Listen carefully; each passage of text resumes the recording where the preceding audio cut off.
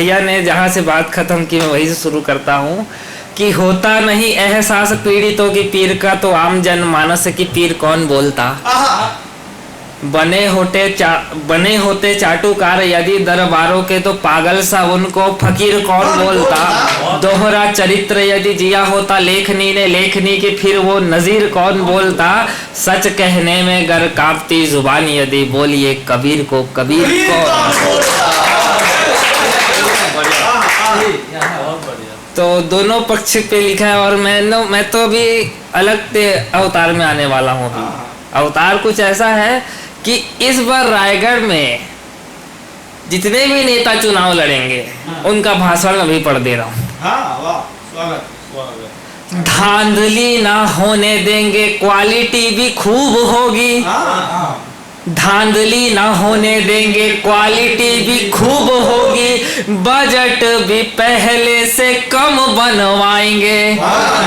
गडकरी जी भी देख हो जाएंगे दंग, ऐसी रोड चकाचक झमाझम बनवाएंगे।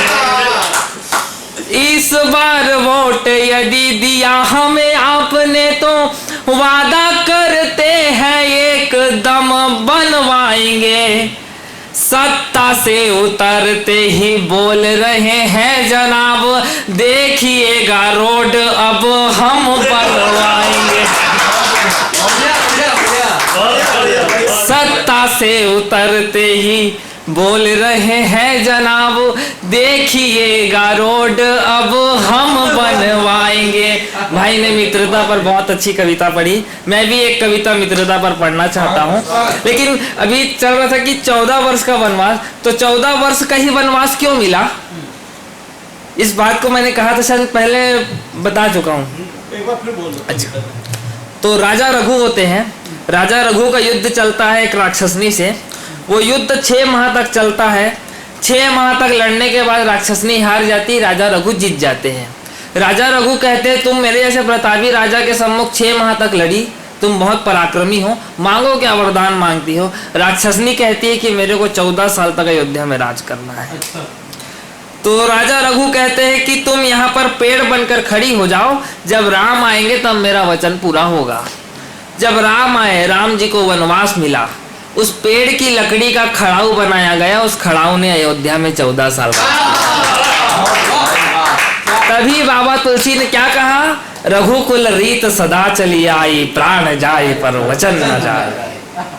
वचन देने वाले चले गए लेकिन उनका वचन अभी भी जिंदा। और अभी एक कविता लिख रहा हूं मैं, तो मेरा ड्रीम प्रोजेक्ट मान लीजिए उसको, मैं भारत के 800 साल के इतिहास पर कविता लिख 800 साल। हम लोग हमेशा कहते हैं कि हमने इस देश में 800 साल राज किया है, तो मैं उसका एक तर्क लेकर आया हूँ, सुनिएगा। 8 शतक से राज किया है तुमने ऐसा बोला था, इतिहासों का पृष्ठ कौन सा जाने तुमने खोला था। बात राज की दबा रखी वो बात बताता हूँ तुमको, और तुम्हारे पुरखों की औकात बताता और तुम्हारे पुरखों।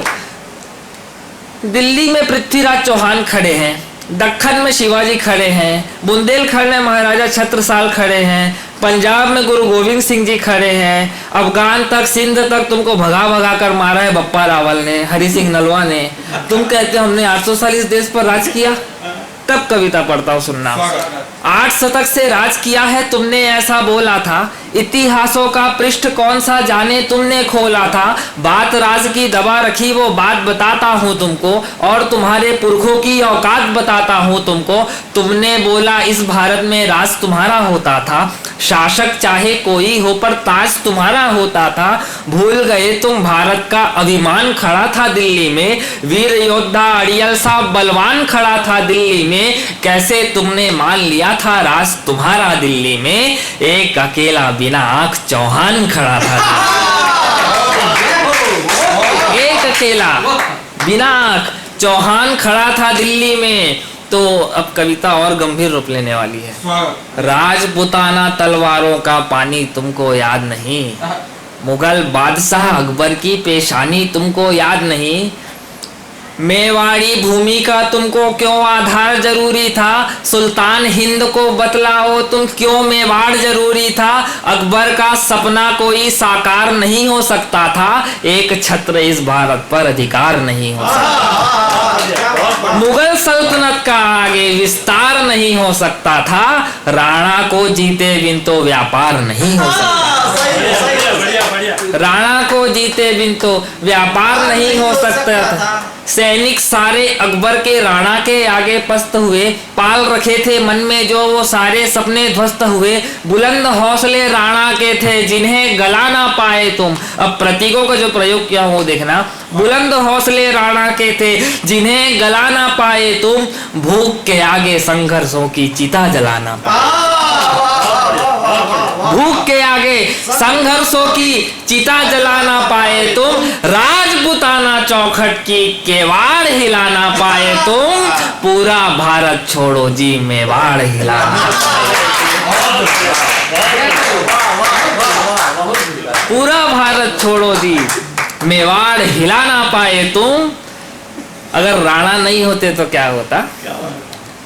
भारत भू की माटी का यशगान नहीं हो सकता था, हिंदू जन का जीवन भी आसान नहीं हो सकता था, बहन बेटियों का कोई सम्मान नहीं हो सकता था, राम कृष्ण शिव शंकर का आह्वान नहीं हो सकता था। केसरिया की शान अमर गुणगान नहीं कर पाता फिर, लाल किले पर चांद सितारों का झंडा फहराता फिर, राणा ना होते तो मुझ पर कितना जुल्म कराता फिर, या तो मैं मर जाता या तो मैं खतना करवाता।